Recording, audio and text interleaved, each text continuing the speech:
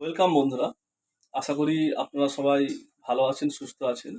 আমিও ভালো আছি এবং সুস্থ আছি। আমার একটু শরীরটা অসুস্থতার জন্য কয়েকদিন কিছু ভিডিও করছি না বা লাইভ আসছি না। আজকে যে বিষয় নিয়ে বা যে কারণে আমি এই ভিডিওটি বানাচ্ছি বা আপনাদের মধ্যে এলাম, যে ছাবা ছাবা সিনেমা নিয়ে খুব একটু হইচই মেলেছে। তো ছাবা সিনেমাটা আমি দেখলাম। কোথা থেকে দেখলাম? কেন এখন অনলাইনে বিভিন্নভাবে লিঙ্ক ফিঙ্ক থাকে, তো আপনি ডাউনলোড করে এখন জানেন আপনারা করে দেখা যায়। তো সেই আমি সিনেমা হলে যাইনি, অনলাইনে ডাউনলোড করে আমি দেখলাম। তো যেভাবে ছাবা ছাবা করা হচ্ছে, কিন্তু অ্যাকচুয়ালি সেভাবে বইটা ততটা ভালো আমার মনে হচ্ছে হয়নি, বা সাজিয়ে গুছিয়ে করতে পারেনি। এক তো স্মল স্কেলে, মানে ছোট স্কেলে, মানে প্রচুর টাকা তেমন খরচা হয়নি, বা এটা করেছে আর কি, করতে হয় করেছে। তো যে জন্য ভিডিওটি বানানো, যে ওখানে কিন্তু সোশ্যাল মিডিয়া আপনি যদি দেখেন, ছাবার থেকে কিন্তু ঔরঙ্গজেবকে নিয়ে বেশি হইচই হচ্ছে।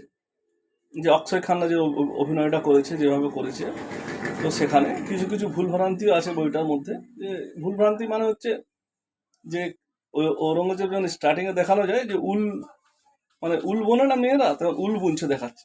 তো একটা রাজা যে এত বড় রাজপ্রাসাদ চালিয়ে যে সে উল বুনবে, ভুলভ্রান্তি দেখিয়েছে আর কি, নিজের মন কাহিনী একটা কাহিনী বানিয়েছে। সেখানে আরেকটা জিনিস দেখলাম, যেখানে বলে থাকে যে মোগল যেসব রাজারা ছিলেন, তারা মন্দির টন্দির ভেঙে মসজিদ বানিয়েছে, এই করে সেই করেছে। সিনেমার মধ্যে কিন্তু তেমন কিছুই দেখাতে পারেনি। মূলত এখানে ঔরঙ্গজেব এবং ছাবার মধ্যে লড়াই বা যুদ্ধটা দেখানো হয়েছে, কিন্তু সেখানেও ঠিকঠাক দেখাতে পারেনি। এবং অন্ধভক্তরা খুব লাফালাফি করছে। দেখতে গেলে অন্ধভক্তরাই ভুল। অন্ধভক্তদের মাথায় তো গোবর ভর্তি, সিনেমা নিয়ে অত বোঝে না বা অত জানে না যে কী দেখানো হচ্ছে কাহিনী বা কী। কেউ যদি হুক্কা হাওয়া করে দেয়, তারাও হুক্কা হাওয়া করে, হ্যাঁ খুব সুন্দর খুব সুন্দর। ছাবাকে যে ঔরঙ্গজেব দেখানো যে সিনেমা যে ধরে নিয়েছে, বা শেষে যে একটা মেরে ফেলার যে একটি সিন ক্রিয়েট করেছে, যে প্রচুর লং সময় দেখিয়েছে, সেখানেও ভুলভ্রান্তি দেখিয়েছে। তো কারা ধরিয়েছে? তো মহারাষ্ট্রের ছাবার সৈনিকরাই ধরিয়েছে। তো তাহলে প্রমাণিত কি হলো? তাদের মধ্যেও কিছু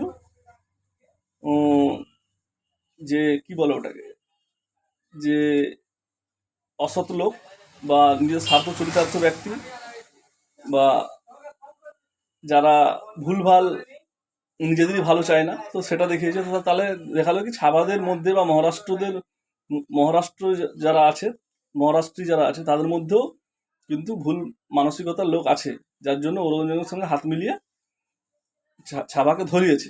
আরেকটা জিনিস কি, যে ছাবার যে দুঃসম্পর্কের রিশতেদার, তারাও কিন্তু চেয়েছিল যে মোগল বা ঔরঙ্গজেবের সঙ্গে হাত মিলিয়ে তোমার ছাবাকে হারিয়ে দিয়ে তারা মঙ্গলদের সাথে আপনার করে সামঞ্জস্য রেখে একটি রাষ্ট্র কায়েম করবে, বা আপনার মোগল সাম্রাজ্য চলবে, তার সাথে তারা একটা অংশগ্রহণ করবে। তারা মূল যে তার ছাবাকে সরিয়ে দেবে গদি থেকে।